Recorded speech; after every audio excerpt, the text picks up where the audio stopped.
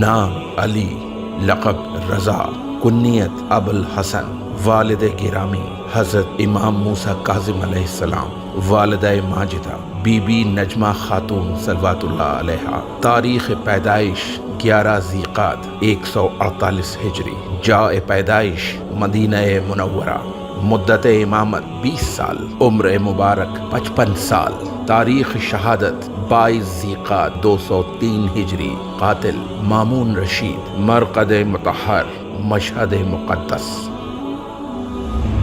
امام علی رضا علیہ السلام کے والدین۔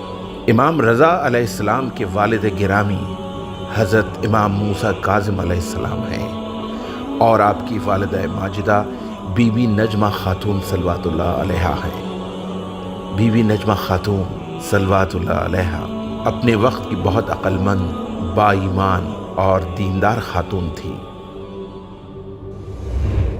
رضا نام رکھنے کی وجہ۔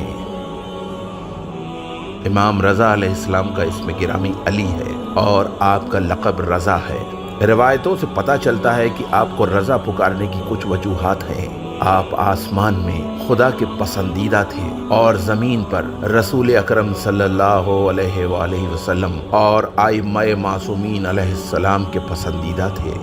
شیعہ، سنی اور یہاں تک کہ آپ کے مخالف بھی آپ کو چاہتے اور آپ سے راضی خوشی رہتے تھے۔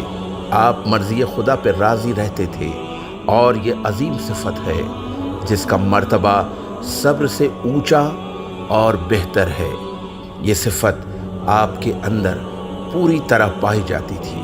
آپ کی انگوٹھی پر یہ جملہ گدا ہوا تھا، ما شاء اللہ لا حول ولا قوت الا باللہ۔ جو خدا چاہتا ہے وہی ہوتا ہے، خدا کے علاوہ کوئی طاقت نہیں۔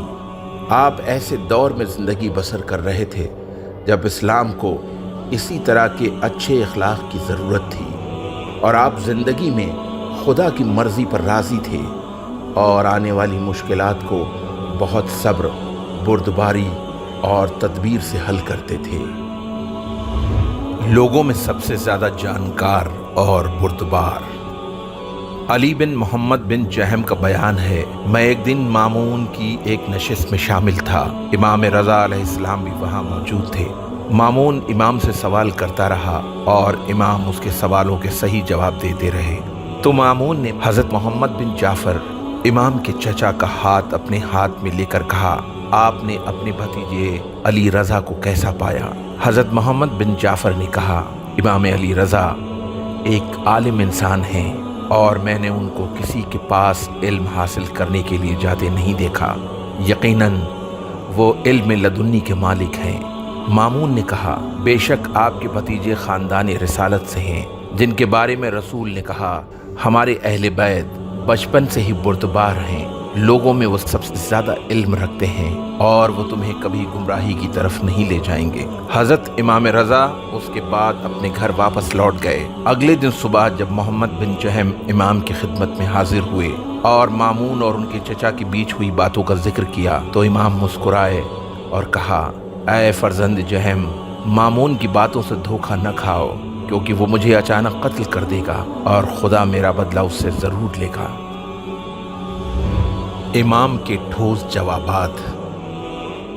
ایک دن مامون کے حکم سے مختلف مذاہب کے علماء، فقہاء اور فلسفی مامون کے محل میں جمع ہوئے۔ امام کو بھی اس جلسے میں بلایا گیا۔ امام نے جواب میں لکھا، مامون، میں تیری پلید نیت سے آگاہ ہوں اور کل انشاءاللہ میں اس جلسے میں ضرور شرکت کروں گا۔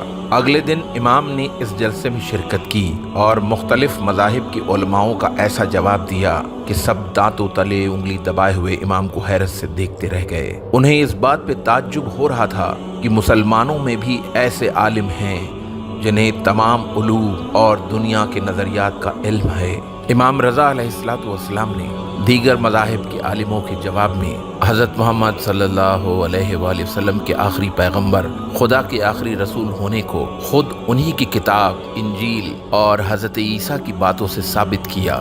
عیسائی عالم نے جب امام کی یہ حکمت بری باتیں سنی تو وہ کہنے لگا، بے شک آپ حق کہتے ہیں۔ امام رضا علیہ السلام اور نماز۔ ابراہیم بن موسیٰ کہتے ہیں ایک دن میں امام کے ساتھ تھا اور ہمارے علاوہ وہاں کوئی اور دوسرا نہ تھا۔ امام نے مجھ سے کہا اذان دو۔ میں نے کہا آپ اجازت دیں کہ ہمارے کچھ ساتھی آ جائیں۔ امام نے کہا خدا تمہیں بخشے، نماز کو اس کے اول وقت بجا لانے میں دیر مت کرو اور اول وقت نماز پڑھو۔ میں نے اذان دی اور پھر ہم دونوں نے نماز پڑھی۔ بارش کے لیے دعا۔ امام علی رضا علیہ السلام کے مامون کے ولی عہد بننے کے کچھ دنوں بعد تک بارش نہیں ہوئی۔ مامون کے کچھ دنیا پرست حوالیوں نے کہنا شروع کیا کہ امام کے ولی عہد بننے کی وجہ سے بارش نہیں ہو رہی ہے۔ یہ بات مامون کے دل میں گھر کر گئی۔ اس نے امام سے بارش کے لیے دعا کرنے کے لیے کہا۔ امام نے دعا کے لیے دوشنبے کا دن انتخاب کیا اور کہا رات ہم نے رسول خدا صلی اللہ علیہ وآلہ وسلم کو خواب میں دیکھا کہ حضرت علی کے ساتھ ہمارے پاس آئے ہیں اور مجھ سے کہا میرے بیٹے دوشنبے تک صبر کرو کہ اس دن خدا تمہاری دعا کو قبول کرے گا، خدا بارش برسائے گا اور لوگ تمہاری قدر اور عظمت کو پہچانیں گے۔ دوشنبے کو امام گھر سے باہر آئے اور ریگستان کی طرف روانہ ہوئے۔ لوگ امام کے پاس اکٹھا ہوئے۔